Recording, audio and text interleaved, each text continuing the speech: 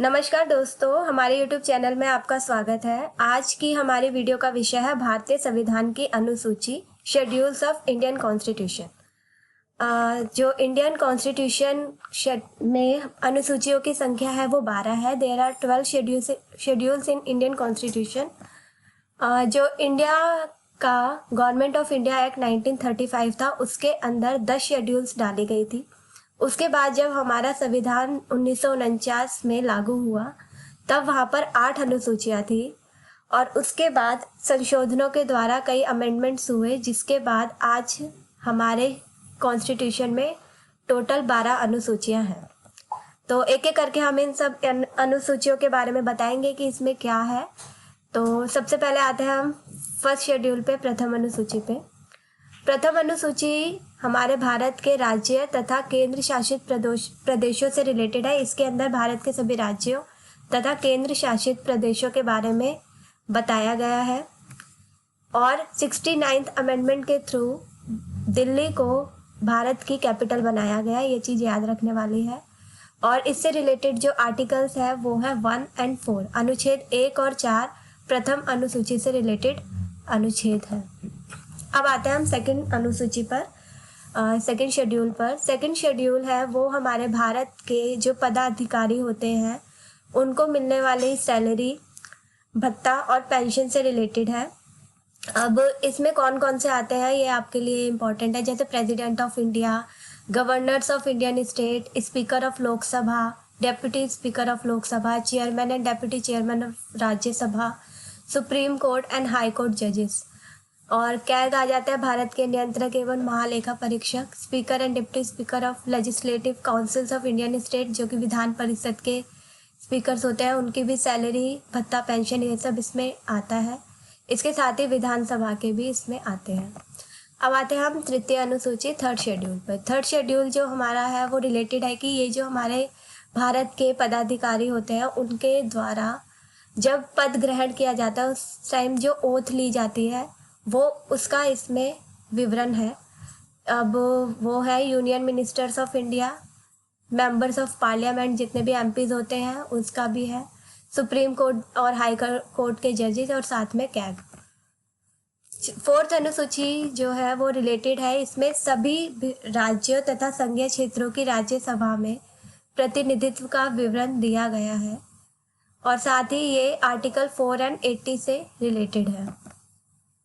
Fifth अनुसूची जो है, फिफ्थ हमारा शेड्यूल है वो रिलेटेड है अनुसूचित क्षेत्रों और अनुसूचित जनजाति के प्रशासन और नियंत्रण के बारे में उल्लेख करता है। ये आर्टिकल 244 से रिलेटेड है। इसमें अनुसूचित क्षेत्रों और अनुसूचित जनजातियों से रिलेटेड है। तो अगर ये पूछा जाता है तो सीधा इसका जवाब होता है 5वीं अनुसूची।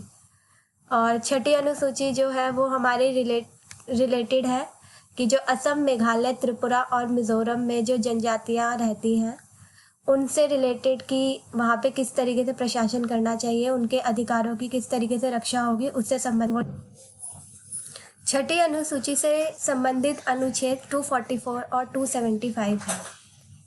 अब आते हैं हम अपनी 7वीं अनुसूची पर। यह अनुसूची बहुत ही इम्पोर्टेंट है क्योंकि इससे रिलेटेड कई क्वेश्चन आते हैं हमारे एग्जाम में। तो इसमें सबसे इम्पॉर्टेंट है कि इसमें भारत की 3 सूचियाँ सम्मिलित हैं जो संघ और राज्यों के मध्य अधिकारों को उल्लेखित करती हैं। अब 3 अनुसूची कौन सी है? सबसे पहली है संघ सूची, दूसरी है राज्य सूची और तीसरी है समवर्ती सूची, यूनियन और स्टेट और कंकरेंट। अब इसमें क्या होता है, संघ सूची में वो सारे विषय आते हैं जिस पर केवल जो केंद्र होता है वो ही निर्णय ले सकता है। राज्य सूची में वो सारे विषय आते हैं जिस पर कोई राज्य निर्णय ले सकता है। और समवर्ती सूची में केंद्र और राज्य दोनों ही निर्णय ले सकते हैं, लेकिन केंद्र को ज़्यादा प्रेफरेंस दी जाती है। समवर्ती सूची जम्मू कश्मीर में नहीं लागू होती है। और इससे रिलेटेड जो आर्टिकल है वो है आर्टिकल 246। अब आते हैं हम 8th अनुसूची पे, जो 8वीं अनुसूची है। ये जो बेसिकली ये भारत की भाषाओं से संबंधित है कि इसके अंदर सबसे पहले 14 भाषाएं सम्मिलित की गई थी। उसके बाद 1967 में सिंधी भाषा को इसमें जोड़ा गया। 1992 में इसमें 3 नई और भाषाएं जोड़ी गई, कोंकणी, मणिपुरी और नेपाली। उसके बाद 2003 में 92nd अमेंडमेंट के थ्रू इसमें मैथिली, संथाली, डोगरी एंड बोडो को जोड़ा गया, यानी 4 भाषाएं। और इस तरीके से 8वीं अनुसूची में अब हमारे भारतीय संविधान में 22 ऑफिशियल लैंग्वेजेस हैं। तो लैंग्वेजेस से रिलेटेड अगर कोई शेड्यूल पूछा जाता है तो वो भारत संविधान की 8वीं अनुसूची है। उसके बाद आते हैं हम 9वीं अनुसूची पर। अब जैसा पहले बताया गया था कि 8 अनुसूचियाँ भारत में 1949 में थी।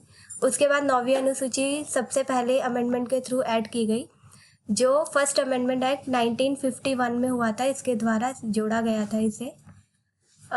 इसके अंदर कि राज्य द्वारा संपत्ति के अधिग्रहण की विधियों का उल्लेख किया गया है कि जो राज्य है वो संपत्ति को अधिग्रहित कर सकता है और इसके विषयों को न्यायालय में चुनौती नहीं दी जा सकती थी पहले। लेकिन अब क्या हुआ है कि 2007 में सुप्रीम कोर्ट ने इसमें कुछ चेंजेस किए हैं, जिसके आधार पर इसके अंदर के विषयों को चुनौती दी जा सकती है।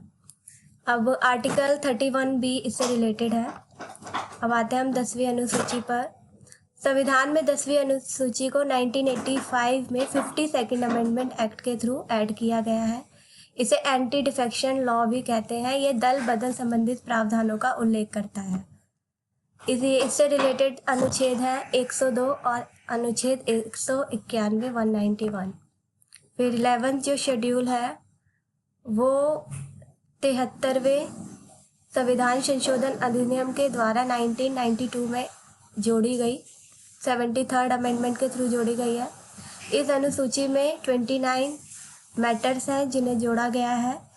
ये अनुसूची पंचायत की शक्ति, ग्रामीण विकास, गरीबी उन्मूलन, बाजार, सड़क और पीने के पानी जैसे ज़रूरी विषय शामिल हैं इसमें। ये मेनली रिलेटेड है पंचायतों से, ठीक है। और ये आर्टिकल 243G इससे संबंधित है। 12वीं अनुसूची है, ये 74th अमेंडमेंट एक्ट ऑफ 1992 के तहत ही जोड़ी गई है और इसमें 18 मैटर्स हैं जिसे इसमें शामिल किया गया और ये म्यूनिसिपैलिटीज़ को ऐड करके नगर पालिकाओं के कार्य क्षेत्रों को इसमें बताया गया है। साथ ही ये आर्टिकल 243W इससे संबंधित है। तो थैंक यू।